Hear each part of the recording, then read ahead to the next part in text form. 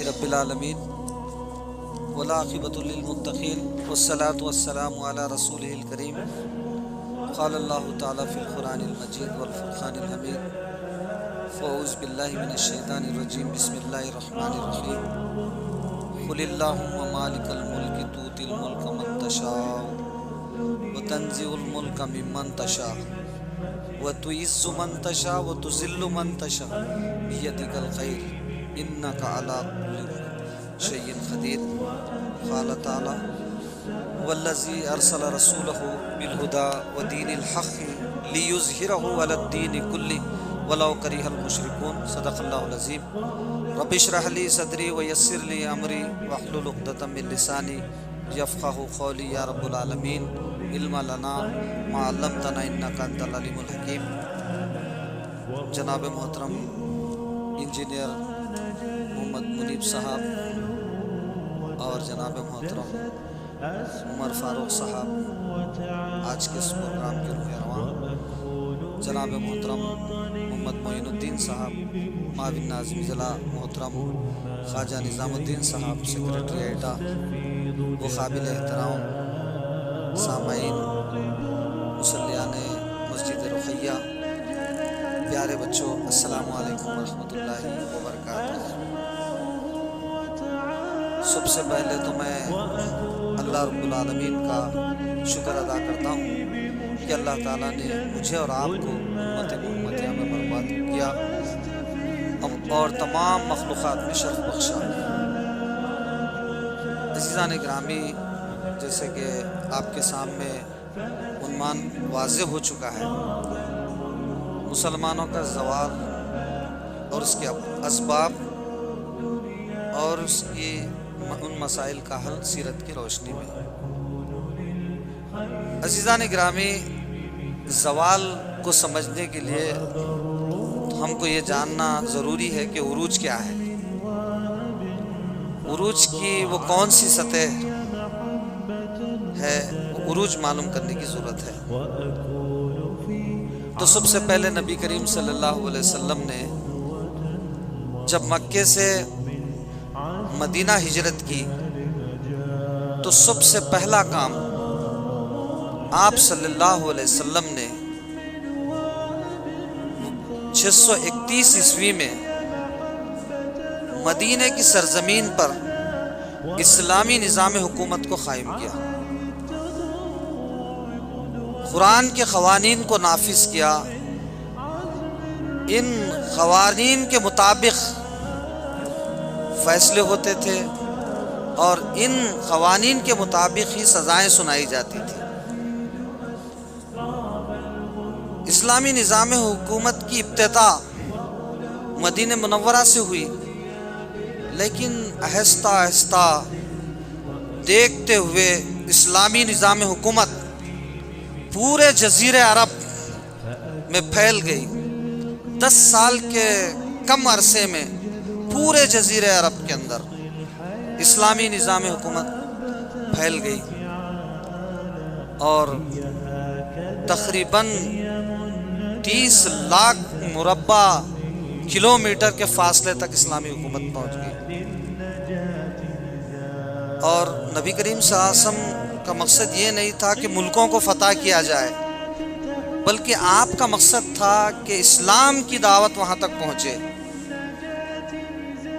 اسلام کی دعوت پہنچی اور جو بھی جنگیں اس زمانے میں ہوئی دفاعی انداز میں، ڈیفینسیو طور پر ہوئی،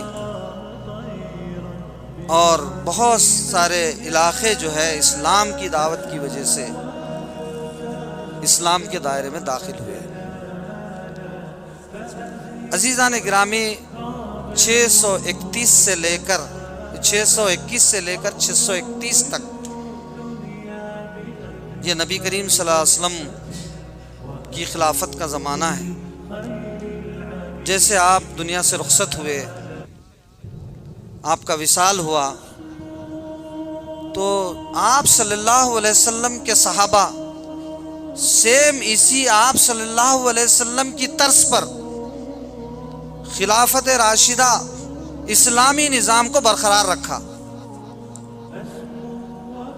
اور اسلامی ریاستیں ان کے خلافت کے زمانے میں جزیرے عرب سے باہر، جیسے کہ اس زمانے میں دو سپر پاور ممالک تھے، رومن امپائر اور پرشین امپائر، روم اور ایران، اس پر بھی مسلمانوں کا قبضہ ہوگا عمر فاروق رضی اللہ تعالیٰ عنہ کے زمانے میں۔ یہ نبی کریم صلی اللہ علیہ وسلم کے 10 سال اور خلفائے راشدین کے 30 سال، جملہ 40 سال میں 100% اسلامی نظام قائم تھا زمین کے اوپر، مکے اور دیگر اطراف جزیرہ عرب کے اندر۔ 631 سے لے کر 632 سے لے کر 662 تک اسلامک اسٹیٹ پورے ان علاقوں پر نافذ تھا۔ پھر خلفائے راشدین کا دور ختم ہوا، نبی کریم صلی اللہ علیہ وسلم کی جو پیشن گوئی تھی کہ خلافت میرے بعد 30 سال تک چلے گی، پھر اس کے بعد ملوکیت کا زمانہ شروع ہوا، یعنی انسانی بادشاہت کا زمانہ شروع ہوا، یعنی مسلمانوں کی دور و حکومت، اسلامی دور و حکومت نہیں بلکہ مسلمانوں کی دور و حکومت کا آغاز ہوا۔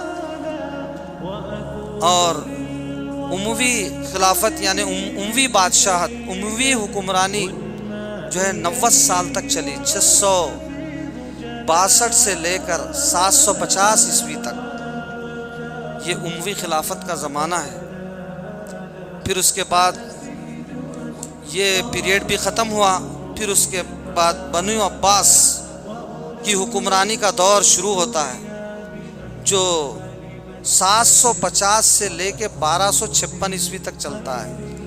یہ 508 سال تک کا جو وقفہ ہے، یہ اسلامی علوم و فنون کا، اسلامی سیاست کا وہ عروج کا زمانہ ہے۔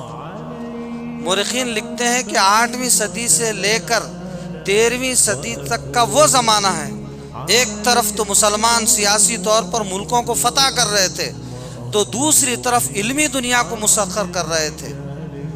دنیا کے ہر شعبے حیات میں مسلمانوں نے، میتھمیٹکس ہو یا فزکس ہو، کیمسٹری ہو یا امبرالوجی ہو یا فلکیات ہو، ہر شعبے حیات میں مسلمانوں نے کارہائے نمایاں انجام دیا۔ یہ وہ زمانہ تھا جس میں مسلمان جو ہے نئی نئی ایجادیں کر رہے تھے۔ کیمسٹری کے فادر جابر بن حیام اسی زمانے کے ہیں، فادر آف دا کیمسٹری جابر بن حیان۔ اور الجبرا جو عربی ورڈ ہے، الگوریتم جو عربی ورڈ ہے، یہ سب مسلمانوں کی ایجاد، یہ وہ زمانہ تھا 8ویں صدی سے 13ویں صدی تک کا زمانہ، مسلمانوں کے عروج کا زمانہ، مسلمانوں کے علوم و فنون کے ڈیولپمنٹ کا زمانہ، ریسرچ و تحقیق کا زمانہ۔ عرب بھی اس زمانے میں ریسرچ کی زبان تھی، تحقیق کی زبان تھی، اور مسلمان تحقیق کر رہے تھے، نئی ایجادات کر رہے تھے۔ عزیزان گرامی، اس کے بعد جو ہے آخرکار بنو عباس کی حکومت کا خاتمہ عمل میں آیا۔ پھر خلافت عثمانیہ عالم اسلام کی قیادت سنبھالی، دنیا کے بڑے حصے پر ان کی حکومتیں قائم ہو گئی۔ ان کا زمانہ 1299 سے 1924 تک، یعنی 625 سال کا خلافت عثمانیہ قائم رہی۔ عزیزان گرامی، تقریباً 1000 سال تک دنیا کے مختلف ملکوں میں مسلمانوں کی حکومتیں تھیں۔ وہ اپنے عروج کے زمانہ میں قدرتی وسائل رکھتے تھے، قدرتی وسائل کا استعمال کرنا بھی جانتے تھے، علوم و فنون میں دنیا کی امامت کر رہے تھے، ریسرچ و تحقیق کے کام کر رہے تھے، نئی ایجادات کر رہے تھے۔ لیکن موجودہ زمانے میں ہم مسلمان معاشی اور سیاسی میدان میں پسماندہ ہیں، اخلاقی میدان میں پسماندہ ہیں، علمی میدان میں پسماندہ ہیں۔ آج ہم تعداد کے لحاظ سے بھی ہماری بہت بڑی تعداد ہے، یعنی کہ دنیا کا ہر 5واں انسان مسلمان ہے، لیکن ہر جگہ مسلمان مارے جا رہے ہیں، کٹے جا رہے ہیں۔ اللہ تعالیٰ نے مسلمانوں کے 56 ممالک دیے ہیں اور قدرتی وسائل سے بھی مالا مال کیا ہے۔ سونے کی کانیں مسلمانوں کے ملکوں میں ہیں، تیل کے ذخیرے ان کے پاس ہے، مگر ان کا استعمال کرنے کی صلاحیت ان کے مسلمانوں کے پاس نہیں ہے۔ یہ ساری چیزیں ہونے کے باوجود بھی ہم مسلمان جو ہے اس وقت بے وزن ہیں، نہ کوئی ہماری بات سنتا، نہ کوئی ہماری بات چلتی۔ عزیزان گرامی، دراصل اگر ہم اپنا ایمانداری سے جائزہ لیں تو چند بڑے اسباب ہمارے زوال کے ہم کو سامنے محسوس ہوتے ہیں۔ پہلی وجہ یہ ہے کہ قرآن و سنت سے دوری ہے۔ مسلمان قرآن سے دور ہو گیا ہے۔ آج مسلمان قرآن کے قریب جاتا ہے، اس کو پڑھتا ہے، لیکن اس کے اندر کسی قسم کی تبدیلی نہیں آتی، نہ اس کے اخلاق کے اندر تبدیلی ہے، نہ اس کے معاملات کے اندر تبدیلی ہے، نہ ہی علمی طور پر اس کے اندر کوئی تبدیلی ہے۔ دوسری سب سے بڑی وجہ اخلاقی زوال بھی ہے۔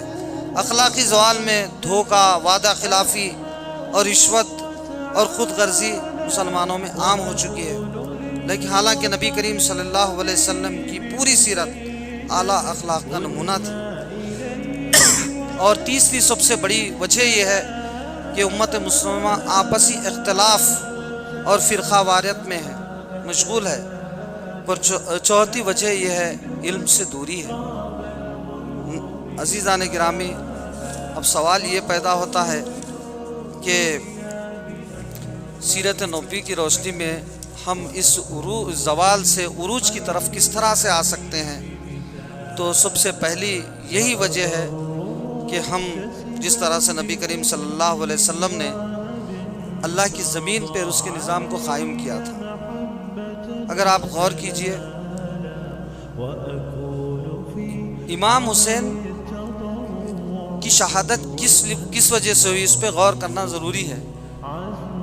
کیا یزید اور امام حسین میں آپس میں کیا جھگڑا تھا؟ آپس کی کیا لڑائی تھی؟ کیا یزید کے زمانے میں کیا نمازوں پر پابندی آئی ہوئی تھی؟ کیا حج اور روزے عمرے پر پابندی تھی؟ یا اسلامی احکامات کی عمل آوری میں پابندی تھی؟ ایسا کچھ نہیں تھا۔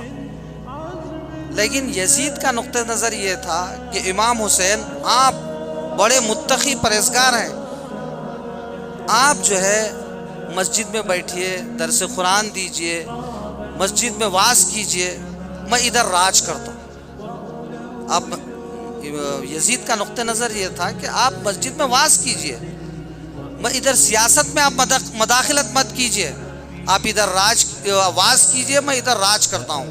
چاہے وہ حکومت بدامنی کی بنیاد پر ہو، فرقہ پرستی کی بنیاد پر ہو، فساد کی بنیاد پر ہو، بے حیائی کی بنیاد پر ہو، لیکن آپ اس میں مداخلت مت کیجئے۔ لیکن امام حسین کا نقطہ نظر یہ تھا کہ میرے نانا کا لایا ہوا دین ایسا نہیں ہے، اگر ایسا ہوتا تو جنگیں کیوں ہوتی، آپ صلی اللہ علیہ وسلم کے دندان مبارک کیوں شہید ہوتے، صحابہ کی شہادت کیوں ہوتی۔ تو عزیزان گرامی، جو آیت میں نے آپ کے سامنے تلاوت کی، وَالَّذِي أَرْسَلَ رَسُولَهُ بِالْهُدَى وَدِينِ الْحَقِّ لِيُظْهِرَهُ عَلَى الدِّينِ كُلِّهِ وَلَوْ كَرِهَ الْمُشْرِكُونَ، وہ اللہ ہی ہے جس نے اپنے نبی محمد صلی اللہ علیہ وسلم کو دین حق دے کے بھیجا تاکہ تمام ادیان پر اس دین کو غالب کر دے، چاہے مشرکین کو کتنا ہی ناگوار کرے۔ نبی کریم صلی اللہ علیہ وسلم کا جو بنیادی کام اللہ تعالیٰ نے بتایا وہ یہی ہے، اور آپ کے سامنے جو میں سورہ آل عمران کی آیت نمبر 26 تلاوت کی ہے، یہ اس کا شان نزول اس طرح سے ہے۔ جب نبی کریم صلی اللہ علیہ وسلم غزوہ خندق کے موقع پر خندق کھود رہے تھے تو یہ آیت نازل ہوئی، اور نبی کریم صلی اللہ علیہ وسلم ادھر غزوہ خندق کھود رہے ہیں اور یہ پیشن گوئی کر رہے ہیں کہ ایران پر مسلمانوں کا قبضہ ہوگا، روم پر مسلمانوں کا قبضہ۔ اس وقت کے 2 سپر پاور ممالک تھے، لیکن کفار مذاق اڑا رہے تھے کہ ان کے پاس کھانے کے لیے کچھ نہیں ہے، اپنے ڈیفنس کے لیے جو ہے خندق کھود رہے ہیں۔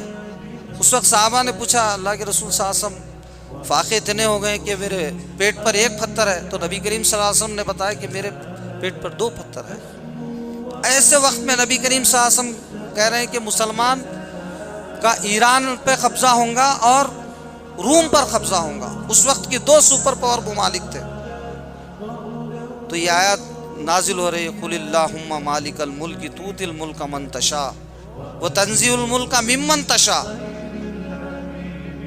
اے خدایا ملک کے مالک، تو جسے چاہتا ہے بادشاہی عطا فرماتا ہے، جسے چاہتا ہے حکومت عطا کرتا ہے، اور جسے چاہتا ہے حکومت چھین لیتا ہے، جسے چاہتا ہے عزت ادا کرتا ہے، جسے چاہتا ہے ذلیل کرتا ہے۔